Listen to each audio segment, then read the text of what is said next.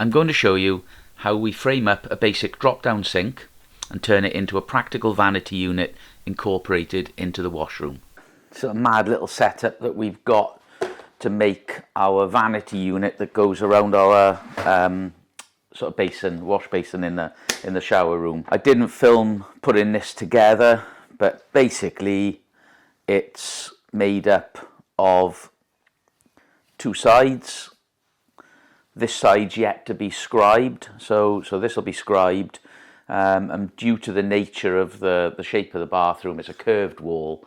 And the easiest way I've found of doing it is to basically make it square, scribe it afterwards. So there's probably other ways of doing it, but that works for me. Why do it like this? Well, we've got a drop-down sink or drop-down basin which will occupy that part. And the crunch factor is that this is only 100mm wide. So that sits 100mm off our wall and works really well. So we've got two sides which are edge banded.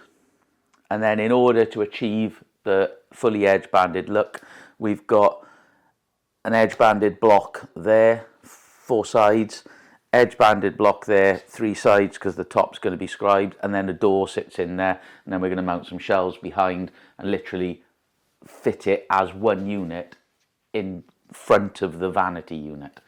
So it works quite well without creating an entire separate wall with shelving and yeah. But this is doweled together, so I basically just had it glued up and clamped so that it didn't warp or twist while it was being doweled.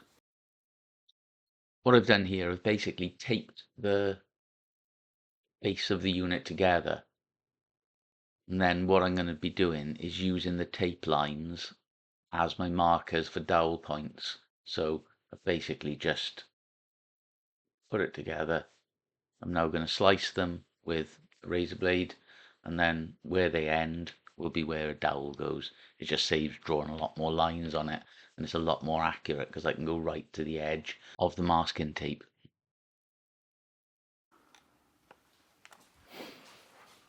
So this is the back of the unit.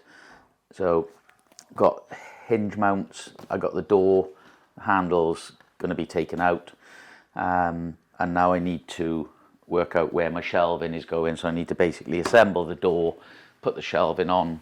The gist of my design is that obviously this side is going to curve down here like this, and we'll need to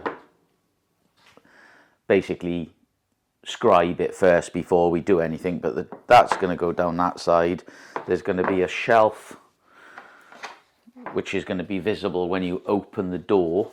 So you open the door the other way, so there's going to be a shelf sitting just above the lock or the catch, and the catch will sit on the bottom of the shelf, so that will sit in there. So that's there. I've got a rebate there that will take that edge, so that'll be on a slight angle. I've got another rebate here which will actually push this out about 30mm, because we've got switches and wiring in this section which we don't necessarily want inside of the cabinet. So that'll go something like that. This will be chopped to size, and then we've got another beam which is there, which will sit above the vanity unit and drop below this sort of fascia, if you like, and that'll give a lower shelf, so you'll have 2 shelves in the bathroom. Jesus Christ, I'm going bald. It's getting upsetting.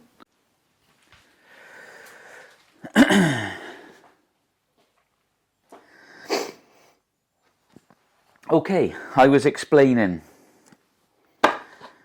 The whole setup of this is that we've got more or less 100mm of space which our drop-down sink occupies. This fits over it and then provides a nice sort of facade and some useful storage.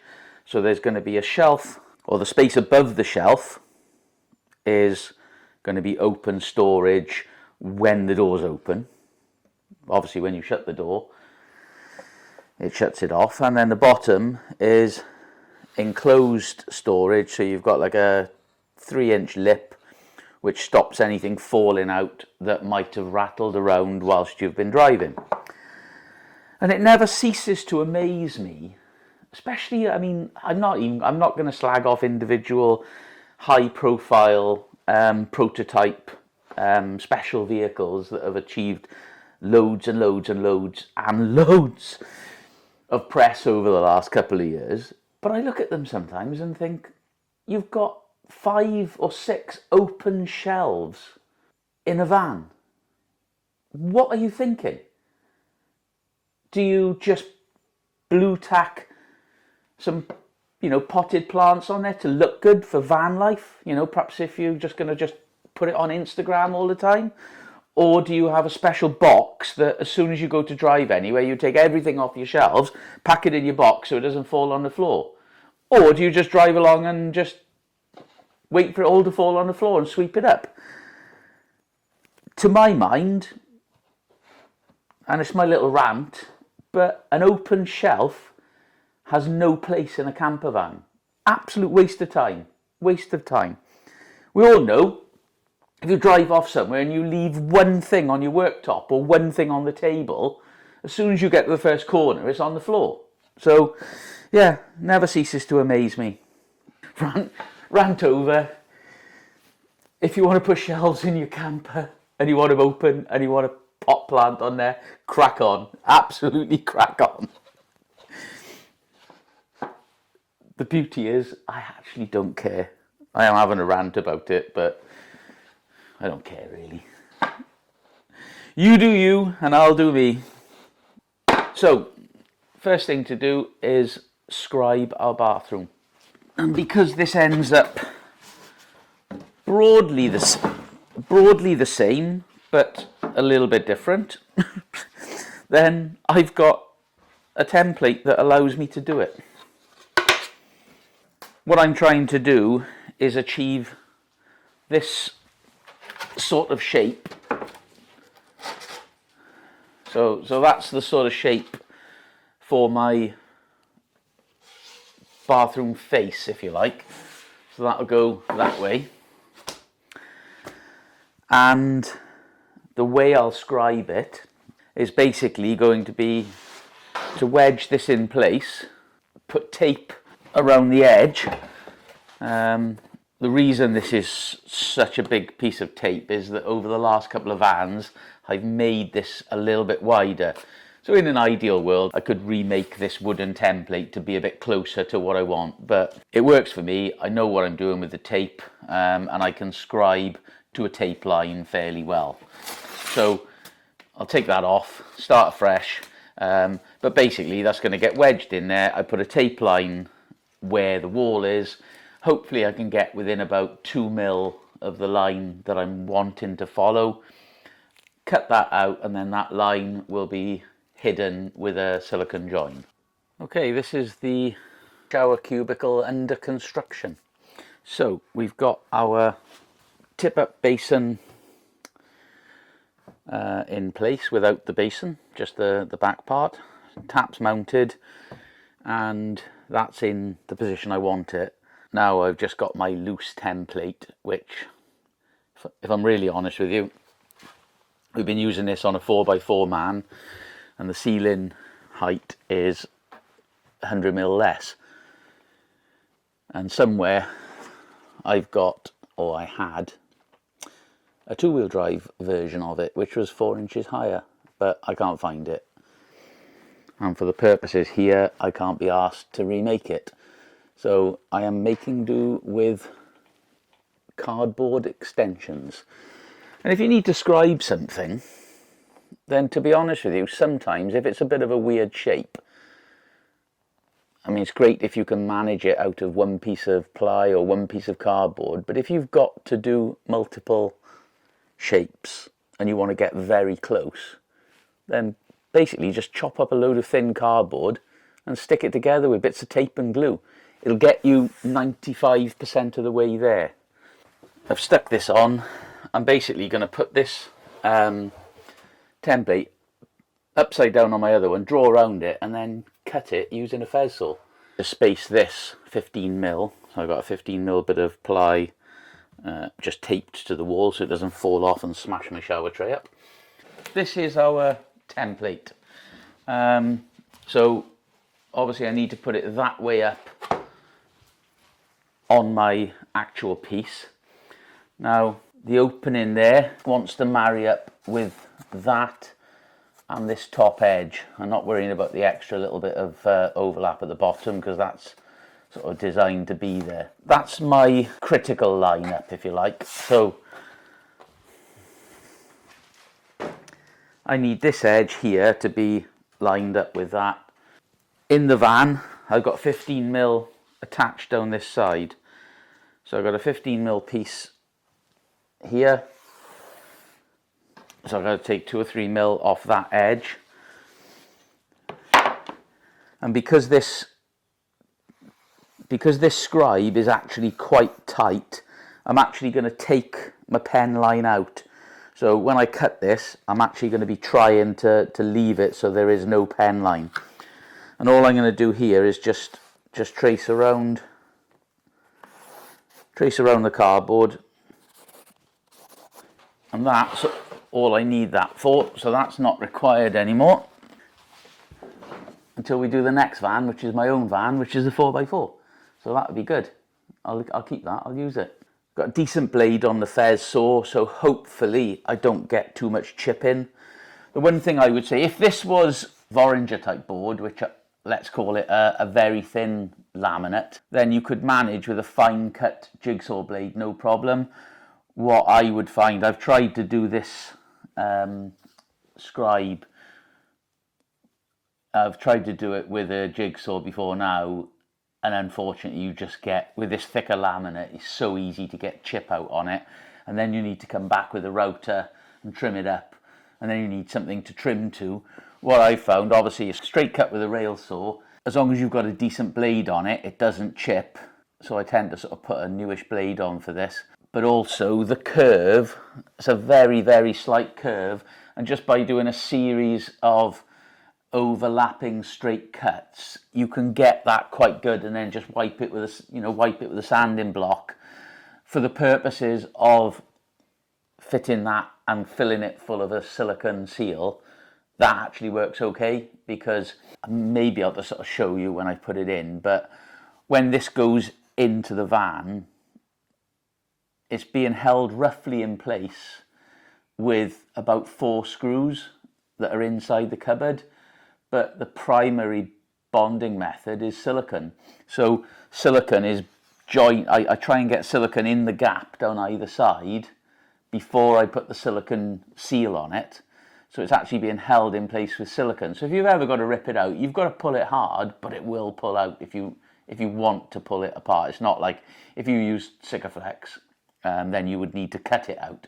With silicone, you could probably break the bond by grabbing the crap out of it, and a proper grip and rip. You could pull it out, but it's pretty solid in there. But there are 4 screws as well. So having a slightly sort of jagged or having a slightly angled cut doesn't hurt, because you get a little bit of thickness there with the silicone. I'm going to be using a rail saw to cut this out. I've done the usual trick where there's a narrow piece. This particular rail saw, fez saw, it relies on a couple of sort of non-slip rubber mounts or rubber strips to sort of like grip it to stop it moving. But obviously when you've got a narrow strip, they're off the edge of it. So what I normally do is just grab a wider piece, tape it to it so it becomes one, and then use that as my resting point, so that it grips on there, but because it's held to the other piece with tape, it acts like it's a single piece. So I'm just going to line that up on that line and take that out. It would be quite easy to do that with a jigsaw and a router if you really didn't want to, but I would definitely suggest a rail saw is a really, really almost essential part of conversion sort of tools. We managed for years with a jigsaw and a router, and it was almost like a revelation when we got our first rail saw. It was brilliant, because I don't want too many things getting caught up in it. I'm going to do this without the dust extraction on it. It's one less thing to get caught, and what I don't want to do is have to remake this because I fuck it up while I'm cutting it. So dusty it is.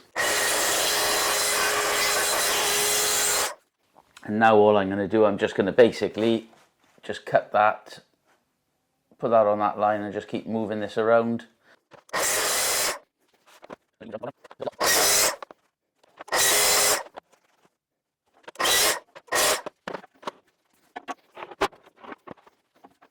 So that's going to be a quick trial fit. You can see even there, there's a couple of small angles on that, very slightly, but the reality is that's, it's not a bad little curve. And again, I'm starting to see a little bit of chipping on that edge. So there's a tiny bit of chipping on this edge, but I'm going to say it's relatively insignificant, and certainly will be covered by a silicone bead. Right, the scribe is really good. I probably just need to take 1/2 mil between here and then feathering it up to here, just to allow it to sit up into the van properly. So I'm going to just buzz it quickly with the orbital sander, and that should work. Just to give myself a guide, I'm just going to put some tape about 1 mil from the edge. And as long as I don't start sanding tape, I'll be okay. I find just doing a tape line like that sometimes is just way more accurate than doing, a pen line. I can sort of flex that around to a curve, and if I follow that, I'm fairly confident we'll be good.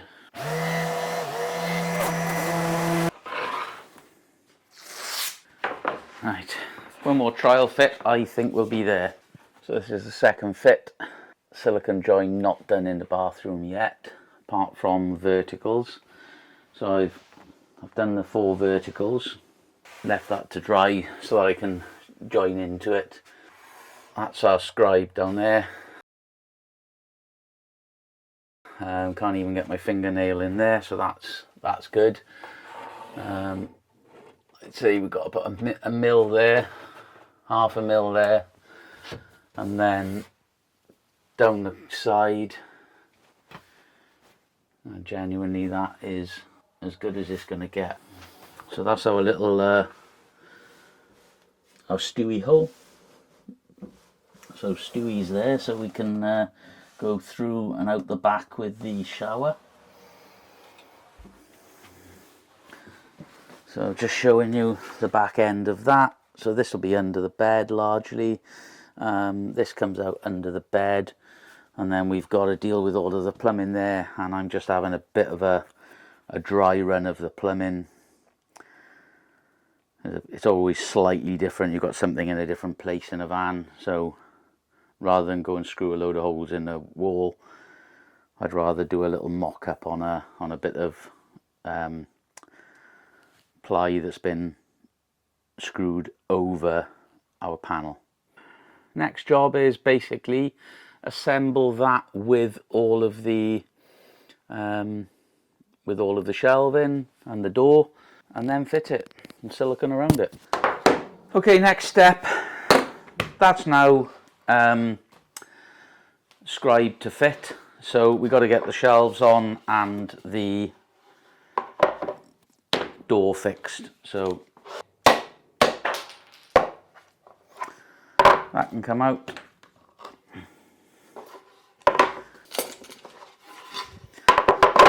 So that's in that side. I need to fit the hinges and fit the door catch, because the door catch will determine where the shelf goes. I've got 3 unedged pieces, 1 piece which is edged. The edging's 2 mil, so that's 101 mil plus edging. Those are 103 mil, no edging. So they're all the same thickness, so it allows this to sit flat against the wall. These are overcut, and these are overcut because of the way the curved wall is made. There's probably a 10mm tolerance on it whenever it's made, so I can't make this to a certain size. So this is the bit that ends up having to be scribed. It's a bit of a weird hinge that we use on this one, but it's what they call a post hinge. So we just fit it, and we fit it back to front. But it's one of those fittings where you work out what works for you. In terms of the spacing of this, it's set out that it should be about 2mm all the way round. So by fitting my little bits of edge banding, I can make sure that's square in the hole before I screw this together. If I screw this in place with it square, then there shouldn't be much adjustment left. So I just need a straight edge then pushed up against those. Just give them a little wiggle against the straight edge to make sure they're parallel.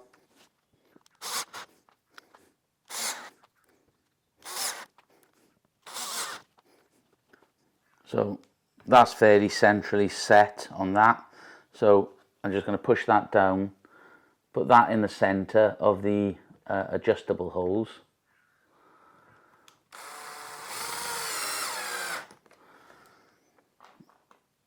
And then that should leave us a little bit of up and down adjustment and forward and back adjustment. I mean, we're going to probably need a mil at the most. And then the gap is fairly even around that, so that's all good. So we've had the two-tone Evo catches arrive now, so these ones are having the matte black with the satin chrome around the outside. That's going to be up that way, so I just need to install that correctly.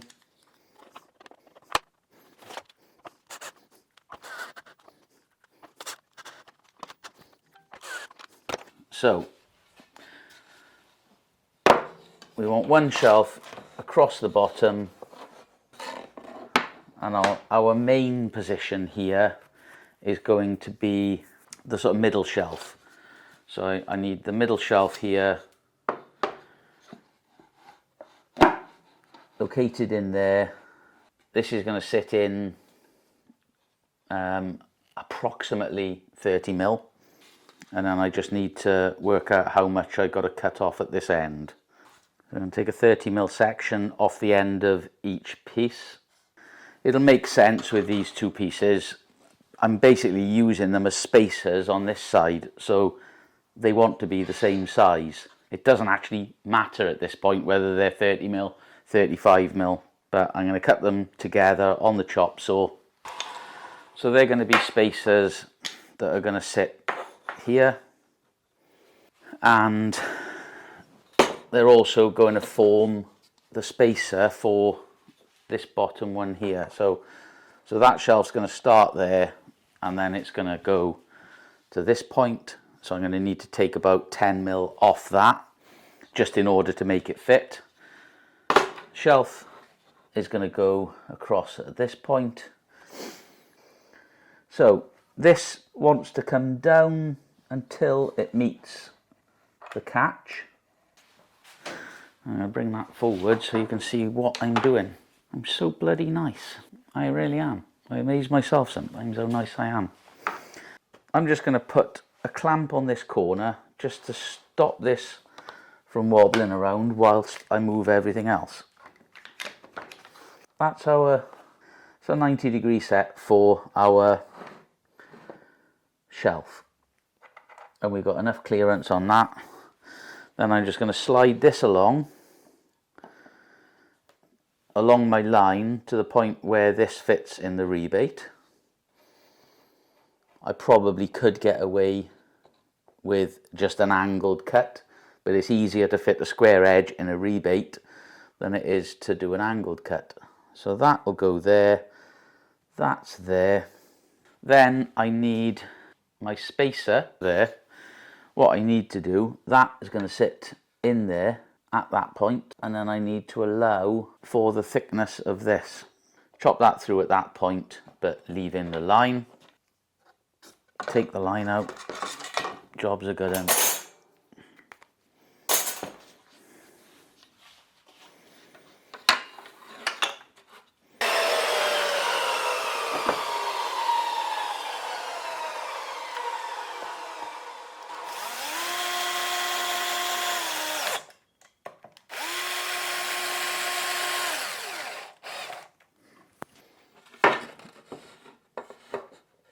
And that bit is going to go across, have the same spacing there.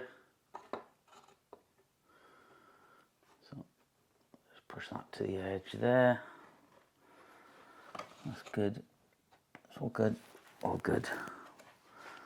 All good.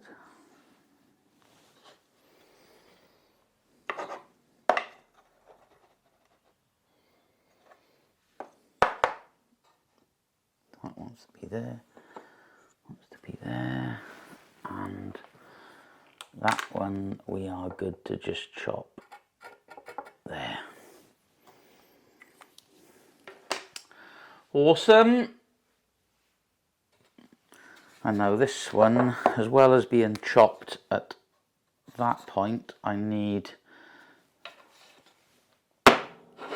some pocket screws, so I want them in there. There. Right, pocket screws done. That's going to sit there. That's going to sit on there. I probably could do with a couple of pockets on here. So the way this works is space that from the side.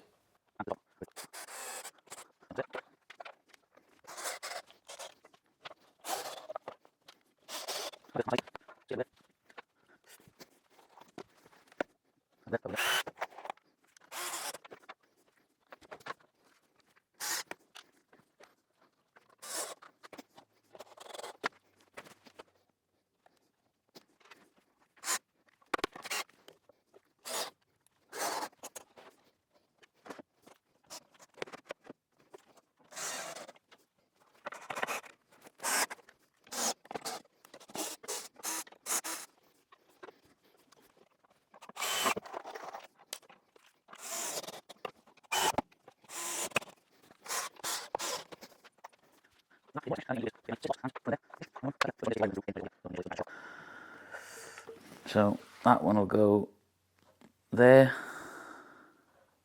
That one can go exactly where it was.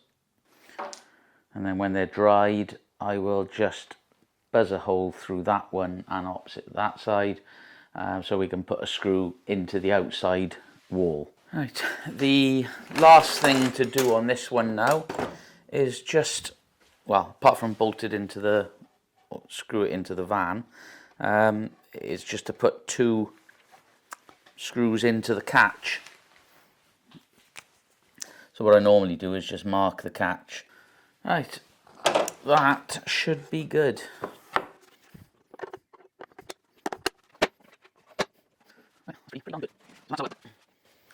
So that's our vanity. So it's going to go over the drop down sink and make it look a bit better than a plastic sink screwed to a wall, which is technically what it is. So for my weird references to Stewie, we just thought, when we cut it out the first time, we just thought, oh, it looks like Stewie, Family Guy. Anyway, so you've got the holes there. The reason that is, it's like that, is normally if we were fitting this on the outside of a van, then we would just cut probably about a 64mm hole, I think it is, which allows this to sit in and a bit of sealant around the edge. However, on here I want to be able to push that in and push it through, and with these 15mm fittings in place, that allows me to do that. That's going to go in there like that, a little wiggle and it comes through the other side. And now I'm just going to put a bit of sealant. There is a rubber ring on it. Put a tiny, just a smear of sealant, screw it to the wall, because I don't want any water getting in through the screw holes into the ply, because the ply's otherwise sealed with the laminate. So that'll be okay. So if it gets wet, it's not going to sort of start delaminating. But I can't fit that with the camera in here with me as well. So pretty straightforward, 4 screws, and then we can start plumbing from the other side. Normally I'd fit a white one in, but as this is grey and we've got grey ones, it does look a little bit more discreet.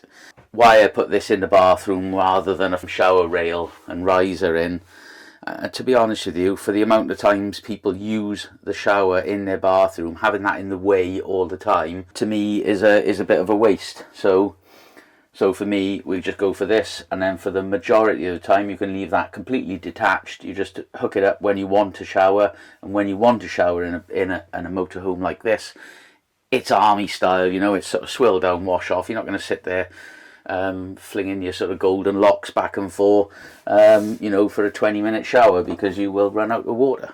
It is one of those cases where practicality wins all day long.